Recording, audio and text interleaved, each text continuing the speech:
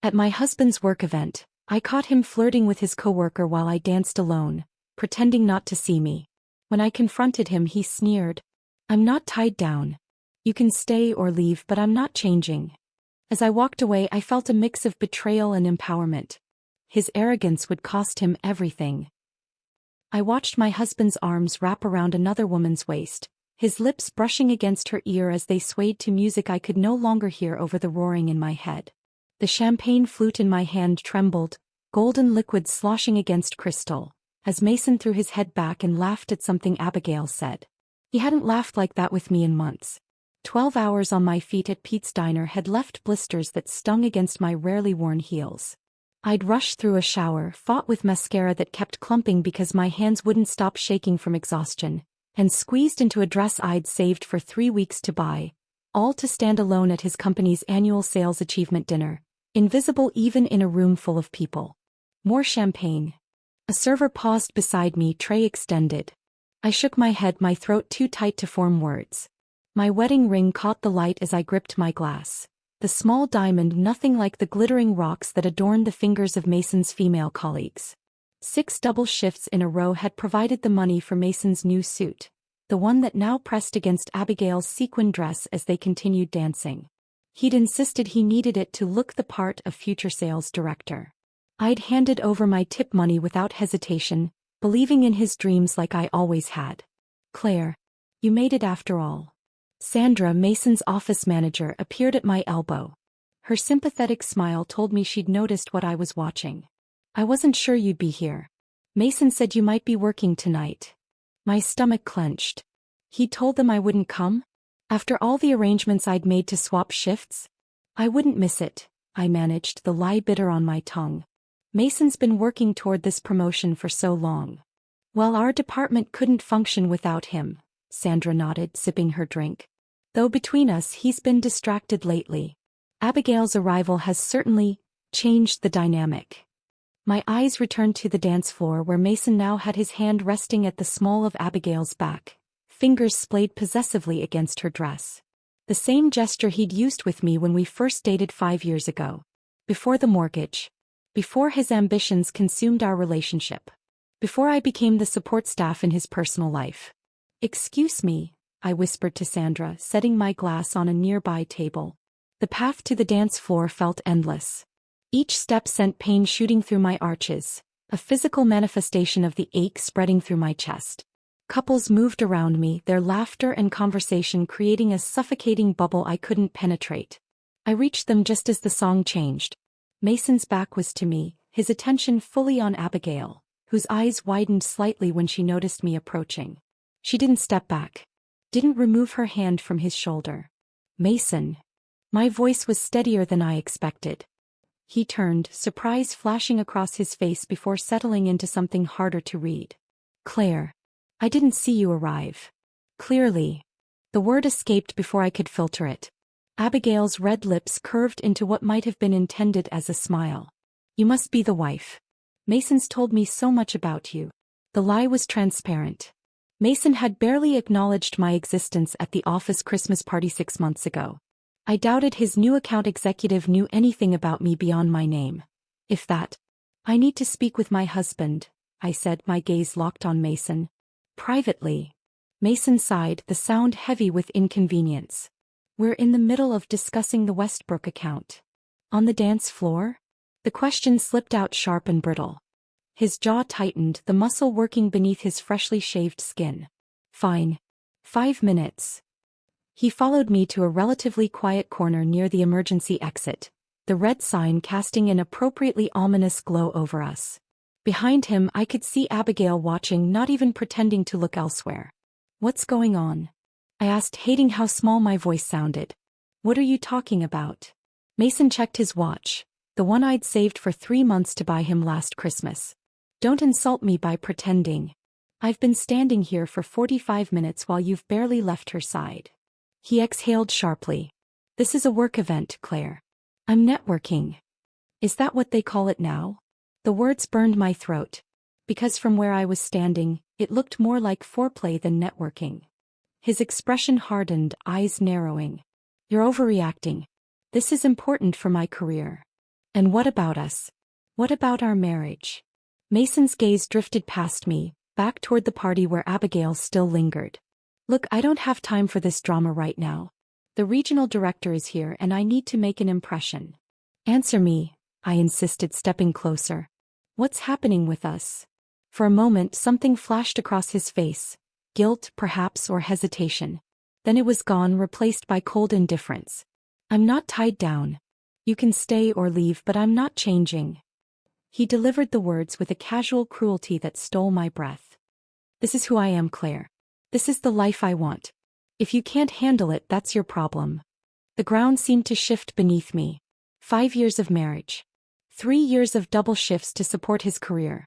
Countless nights spent alone while he networked and climbed and built a life that increasingly had no space for me. Your problem, I repeated numbly. He checked his watch again. I need to get back. The awards presentation starts in 20 minutes and I'm expected to go. I stepped aside, my body moving on autopilot. Mason hesitated for only a second before straightening his tie, the tie I'd pressed this morning with hands raw from dishwater, and walking back toward the party. Toward Abigail. He didn't look back.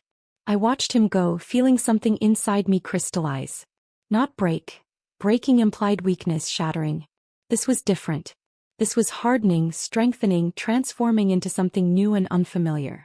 As I turned toward the exit, legs somehow carrying me forward despite the numbness spreading through my body, I caught Sandra's eye across the room. The pity in her expression might have crushed me an hour ago. Now it barely registered. Mason's arrogance would cost him everything, but not because I would take it from him. No, he would lose it himself, piece by piece, as I systematically removed the foundation he'd built his success upon. Me. The drive home from the event venue was a blur of streetlights and quiet sobs. I gripped the steering wheel of our second-hand Honda, the car Mason had deemed good enough for me, while he drove the leased BMW I helped make payments on. Radio off. Windows up. Just the sound of my ragged breathing filling the small space as I tried to process what had happened. Mason wouldn't be home tonight. I knew his routine well enough. The sales dinner would transition to drinks, then to someone suggesting a club or bar where the real networking happened. He'd call around 2 a.m., voice slurred, asking if I could pick him up. Or worse, he wouldn't call at all. Our modest 2-bedroom ranch house felt cavernous as I stepped inside. The silence pressed against my ears as I kicked off the painful heels and flicked on the kitchen light. The breakfast dishes were still in the sink. Mason's coffee mug and plate from the eggs and bacon I'd made him before rushing to my morning shift. I'd been too busy helping him prepare for his presentation to clean up. I didn't wash them now. Instead, I walked to our home office, the small converted bedroom where Mason kept his work files and I paid our bills. My body moved on autopilot as I pulled open the file cabinet and withdrew the folder labeled Household. Inside were bank statements, credit card bills, mortgage documents, the paper trail of our life together. I spread them across the desk, numbers swimming before my eyes until I forced myself to focus. The mortgage was in both our names. The utilities too. But the BMW lease was solely in his name, though my paychecks covered half the monthly payment. Our joint checking account showed a pattern even I hadn't fully realized until now. My deposits were consistent, regular. His were larger but sporadic, and our withdrawals told their own story. Restaurant charges and clothing stores I never visited. Golf outings I'd never known about. I opened my banking app and checked our savings account, the one we'd started for emergencies and opportunities, as Mason had put it. The balance was lower than I remembered. Scrolling through recent transactions, I found a withdrawal from 2 weeks ago. $3,000. No note. No explanation. Around the same time Abigail had joined the company. My throat tightened as I switched to our credit card statement. 3 charges at Stillwell's Jewelry. A hotel reservation in Chicago for next month. A sales conference Mason had mentioned needing to attend alone because the company wouldn't cover a spouse. I'd been a fool. Sleep didn't come that night. I lay on the living room couch, unwilling to face our bed, watching the ceiling fan rotate as I mentally calculated years of financial support, emotional labor, and sacrificed opportunities. At 3:17 a.m. my phone buzzed with a text from Mason, staying at Jeff's. Big breakthrough with Westbrook account. Talk tomorrow. Jeff was his sales director. I knew without checking that he lived in the opposite direction from where Mason's location showed on our shared phone tracking app, the feature we'd enabled for safety years ago. The blue dot placed him downtown, near the high-rise apartments where Abigail had mentioned living during a conversation I'd overheard at the start of the party. When my alarm buzzed at 5:30 a.m. for my morning shift, I moved through my routine with mechanical precision. Shower. Uniform. Coffee. But instead of making breakfast for two, I made just enough for myself. The small act of rebellion felt both petty and profound. At the First National Bank branch that opened at 8 a.m., I sat across from a personal banker named Tanya, my waitress uniform incongruous among the morning business crowd. "I'd like to open a separate checking account," I said, sliding my ID across the desk. "Just in my name." Her fingers clacked efficiently on her keyboard. "Any particular type of account you're interested in? Something with minimal fees that I can set up direct deposit with." My voice sounded steadier than I felt. By 8:45 a.m. I had a new account, a temporary debit card, and forms to change my direct deposit at the diner. Tanya had been kind, not asking questions when I'd mentioned wanting to keep my financial information private. The knowing look in her eyes told me she'd helped women like me before.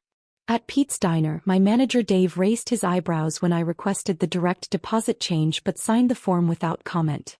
He did, however, pause before handing it back. "Everything okay, Claire? You look like you haven't slept." I forced a smile. "Just some household adjustments." During my lunch break, I called the credit card company and requested detailed statements for the past year, having them sent to a new email address I created that morning. I couldn't remove my name from the account without Mason's approval, but I could monitor it more closely. That afternoon, I found myself noticing things in our house I'd overlooked before. How the living room was arranged around Mason's gaming system. How my books were tucked into a corner shelf while his sports memorabilia dominated the main bookcase. How even the coffee mugs were organized with his favorites at the front of the cabinet. I moved my mug to the front. When Mason finally came home around dinner time the following day, unshaven and smelling of stale cologne, he barely noticed the small changes. He didn't comment on the empty coffee pot that usually waited for him. Didn't mention the missing breakfast plate. Didn't seem to realize I'd rearranged the magazines on the coffee table, placing my cooking subscription on top of his sports journals. "Rough couple of days," he mumbled, dropping his briefcase by the door where I would normally pick it up and place it in the office. It stayed there unclaimed. "But the Westbrook account is practically closed. Biggest commission of the year." "Congratulations," I said, continuing to fold laundry, only my own clothes in the basket now. His remained unwashed in the hamper. "What's for dinner?" He loosened his tie, eyes already drifting toward the television remote. "Whatever you're making." I stood, gathering my neatly folded clothes. "I ate earlier. Double shift tomorrow. I need sleep." A flicker of confusion crossed his face, but he merely shrugged and reached for his phone, likely to order delivery. He hadn't noticed that my wedding ring now sat in my jewelry box instead of on my finger. Hadn't realized I'd changed the password on my personal laptop. Hadn't seen that I'd removed my emergency contact information from his wallet and replaced it with his mother's number. Mason remained oblivious to my silent calculations, to the invisible ledger I was balancing with each passing hour. The same way he'd been oblivious to my worth for years. 2 weeks into my new financial arrangement, I found myself smiling genuinely for the first time since the company dinner. Mrs. Jenkins, a Tuesday morning regular at Pete's Diner, had just slid a crossword puzzle across the counter toward me during a quiet moment. "You seem different today, honey," she said, tapping her chipped red nail polish against her coffee mug. "Less hidden." I poured her a refill, considering her words. "Hidden? You always had this wall up. All smiles and yes ma'ams but nothing real behind it." She stirred cream into her coffee. "Today you look tired but you look real." I hadn't realized how much energy I'd been pouring into maintaining appearances. Not just for Mason but for everyone. The effort of pretending everything was fine had become so normalized I hadn't recognized it as work. "My husband and I are taking some space," I admitted, the words feeling strange on my tongue. I hadn't spoken them aloud to anyone yet. Mrs. Jenkins nodded, unsurprised. "Figured something was happening. You stopped wearing your ring last week." Had it been that obvious? I glanced down at my bare finger, the slight tan line the only evidence of what had been there. Don't look so worried, she chuckled. Most folks don't notice much beyond their own coffee cups. I just pay attention. That conversation opened something in me. Not a flood of oversharing, I still had my dignity, but a gradual lowering of the mask I'd worn for so long. When Mr. Peterson commented that his eggs were perfect as always, I admitted I'd been distracted lately and was glad they turned out well. When the morning rush left me frazzled, I didn't hide my exhaustion behind a forced smile. Strangely, the customers responded with more genuine warmth. Regular tips increased. The high school teacher who graded papers at table 7 started saving me the crossword puzzle from his newspaper.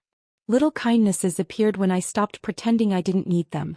On a particularly busy Thursday afternoon, I was juggling 6 tables when a man in his 50s sat at the counter, watching the flow of the diner with interest rather than impatience. He ordered coffee and the blue plate special, then continued observing as I moved between customers.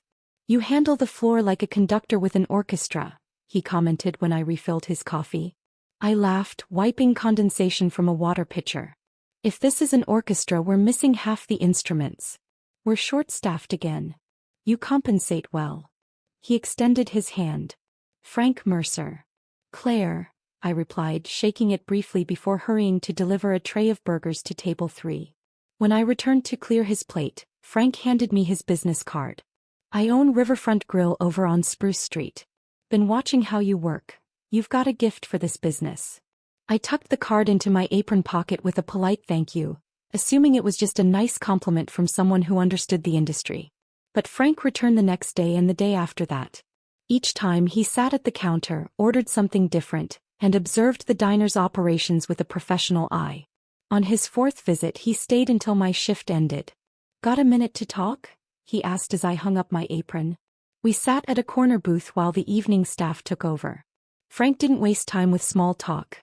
"I need an assistant manager who understands front-of-house operations," he said, stirring his coffee. "Someone who can handle pressure, manage people, and still remember that Mrs. Wilson likes extra lemons with her iced tea." I blinked, certain I'd misunderstood. "Are you offering me a job?" "Training for a job," he clarified. "You'd start part-time while continuing here, learn the management side, and we'd see where it goes. Restaurant management is different from serving. More headaches, different rewards." The opportunity hung in the air between us. Unexpected, unasked for, and strangely aligned with the new direction my life was taking. "I don't have any management experience," I said. Frank shrugged. "Neither did I when I started. But you have instincts. That counts for more." I promised to think about it, my mind already calculating how I could arrange my schedule. The extra income would accelerate my financial independence plan, and the skills would give me options I hadn't considered before. Meanwhile, at home, the atmosphere had shifted dramatically. Mason had finally noticed the changes in our routine, primarily because they directly affected him. The refrigerator contained fewer of his favorite foods. His dress shirts remained unwashed unless he handled them himself. The honey-do list I'd always maintained on the fridge had disappeared entirely. One morning, as he frantically searched for clean socks, Mason erupted. "What the hell is going on with you lately?" he demanded, slamming a drawer shut. "Nothing in this house works anymore." I continued eating my toast, unmoved by his outburst. "Things work fine. They just don't automatically work for you." His expression would have been comical under different circumstances. Confusion mixed with indignation. "I have the Peterson meeting in 30 minutes. I can't find my blue socks or the folder with my presentation notes." In the past, I would have jumped up, located both items, probably where he'd left them, and sent him off with a travel mug of coffee. Instead, I took another bite of toast. "Your socks are probably in the hamper where you left them. Your presentation notes might be in your briefcase." I sipped my coffee. "Or maybe Abigail has them." The color drained from his face. He hadn't mentioned her name since the dinner, had carefully avoided any reference to that night. "What's that supposed to mean?" "Nothing," I replied calmly. "Just thinking out loud." He left in a huff, without socks that matched his suit and without the comprehensive notes I'd always helped him prepare before important meetings. Later that evening he came home unusually subdued. "Meeting didn't go well," he muttered, dropping onto the couch. I continued reading my book on restaurant management that Frank had lent me. "That's too bad." As the weeks passed, Mason's complaints about work increased. The Westbrook account was more complicated than expected.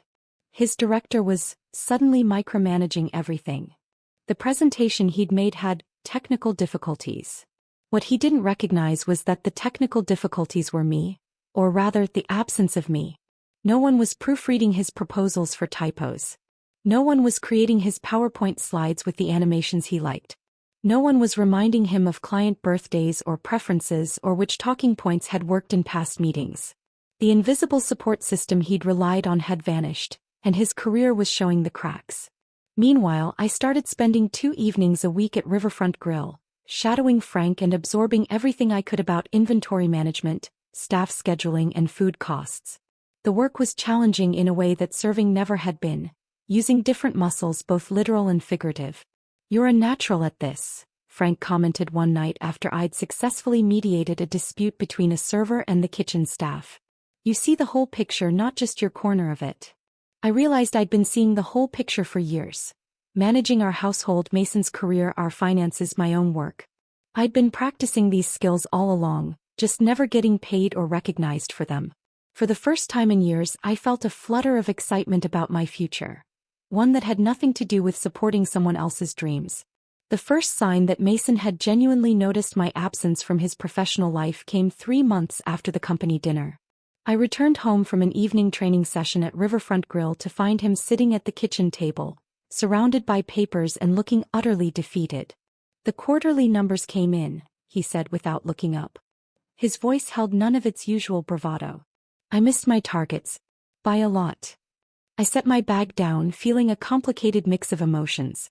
Part of me, a small vindictive part one wasn't entirely proud of, felt satisfied. The larger part simply felt tired. Tired of the dance we'd been doing around each other for weeks. Tired of the marriage that existed only in shared bills and occasional stilted conversations about household maintenance. "I'm sorry to hear that," I said, and meant it. Despite everything, I'd never wanted him to fail. I just wanted him to see me. "Jeff pulled me aside today. Said if things don't improve by next quarter, they'll need to reevaluate my position." Mason ran his hands through his hair, which needed a trim, another task I'd always quietly handled for him. "I don't understand what's happening. I'm doing everything the same as before." That was precisely the problem, but I didn't point it out. Instead, I poured myself a glass of water and leaned against the counter, maintaining the physical distance that had become our new normal. "What do you think changed?" I asked. He shook his head, shuffling through papers. "Everything's disorganized. I can't find client notes when I need them. My presentations aren't landing right. It's like I've lost my touch." What he'd lost was me. My organization, my late nights proofreading his proposals, my reminders about which clients preferred which approach. But he still couldn't see it. "Maybe you need a system," I suggested, knowing how hollow the advice was. I had been his system. The following week, I arrived at Riverfront Grill for my regular training shift to find Frank beaming. The lunch rush had just ended, and he motioned me to his office. A small space off the main dining room that somehow managed to be both cluttered and efficient. "Remember the Westlake business I mentioned? The corporate catering contract?" His eyes sparkled with excitement. "They loved your menu suggestions. Said it was exactly the fresh approach they were looking for." Pride bloomed in my chest. Unfamiliar, warming. "Really? I thought those were just practice exercises." "Nothing's just practice in this business." Frank leaned back in his chair. "I submitted your ideas with our bid. If we get the contract, I want you handling it. Full supervision from planning to execution." I blinked, momentarily speechless. "Frank, I've only been training for 3 months. And you've learned more in those 3 months than most people do in a year." He slid a folder across the desk. "This would mean a proper title. Assistant manager. Salary instead of hourly. Benefits." The folder contained an offer letter with a salary figure that made my throat tighten. It wasn't wealth by any means, but it was stability. Independence. A future I was building with my own hands. Later that night, I returned home to find Mason waiting with an uncharacteristic gesture. Takeout from my favorite Thai restaurant, candles on the dining table, and a small wrapped package beside my plate. "What's this?" I asked, setting down my bag. "A peace offering." His smile seemed genuine, if nervous. I've been difficult to live with lately. I thought we could use a reset. Part of me wanted to laugh at the inadequacy of his description. Difficult to live with hardly covered the dismissal at the company dinner or the months of taking me for granted. But I was too curious to refuse the dinner, too interested in seeing if he'd finally connected the dots between his professional struggles and his personal behavior. We ate mostly in silence, Mason making occasional comments about neutral topics. A new restaurant near his office, the weather forecast for the weekend.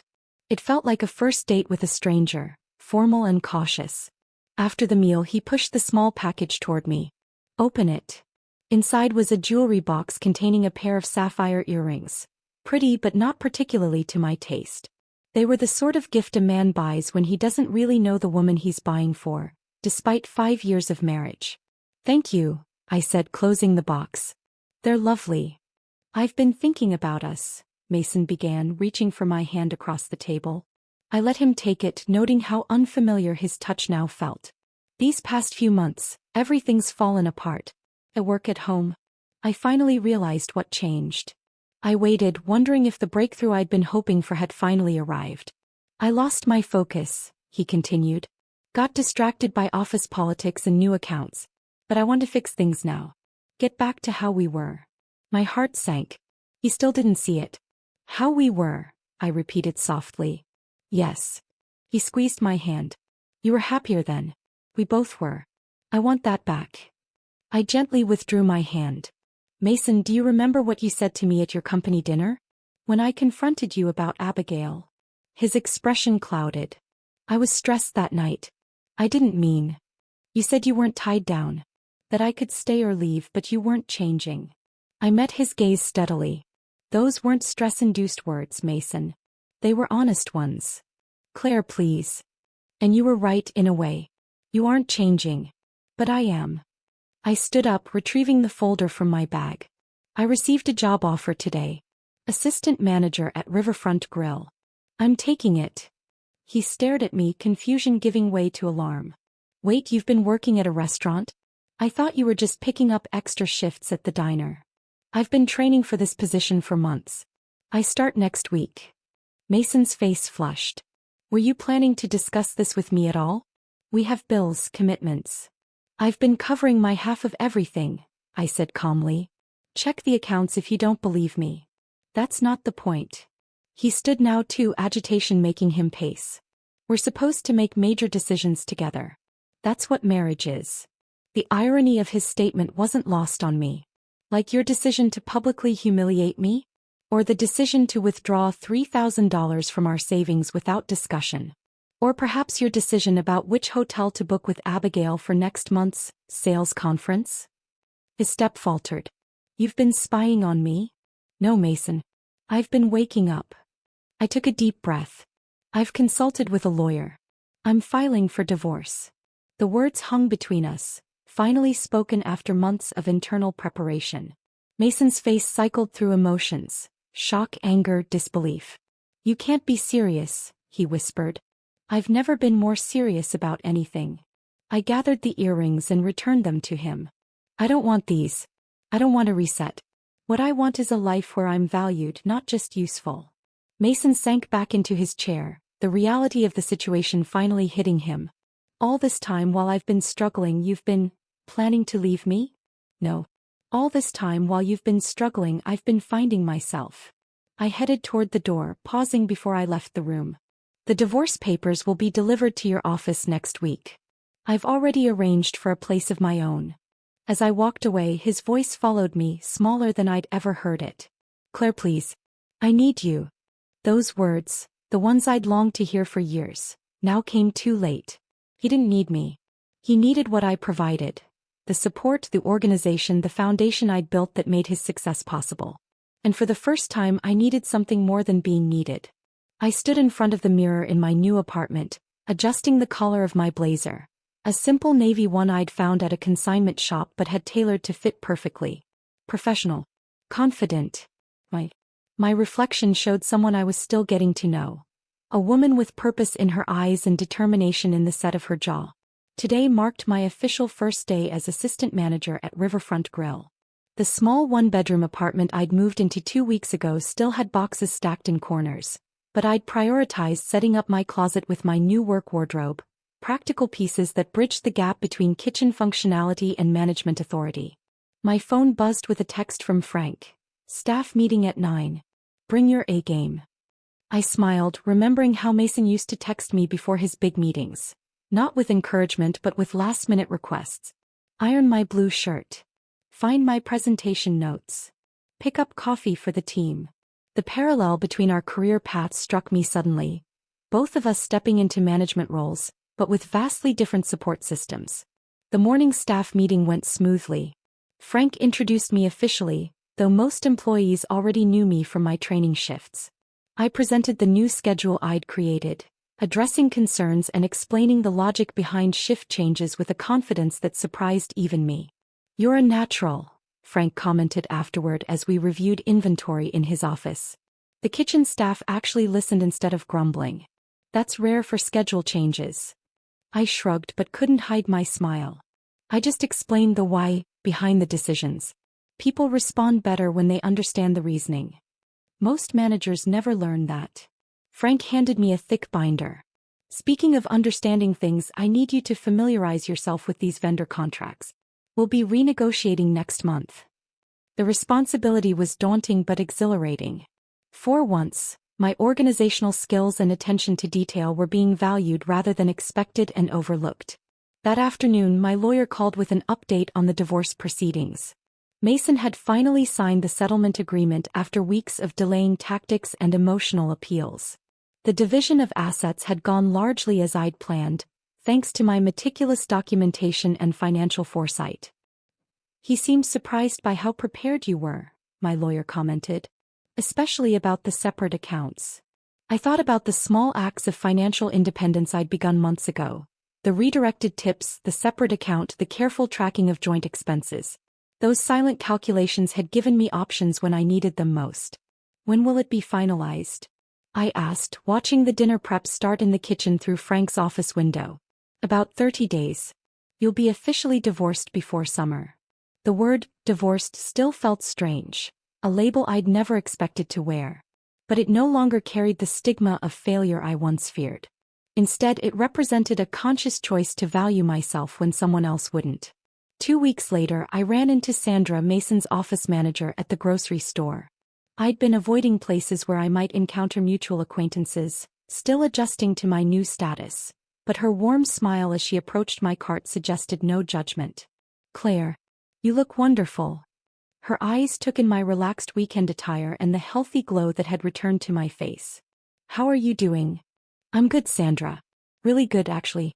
I'm managing at Riverfront Grill now." Her eyebrows rose appreciatively. "That's a lovely place. Mason mentioned you'd found some restaurant job, but..."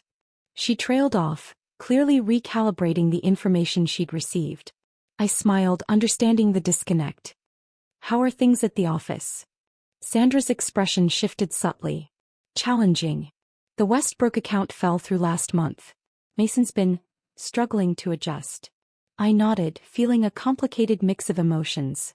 Not satisfaction at his difficulties, but confirmation of what I'd suspected. Without the foundation I'd provided, the cracks in Mason's professional facade were becoming visible to others. "He's not the same," Sandra added quietly. "Disorganized. Missing deadlines.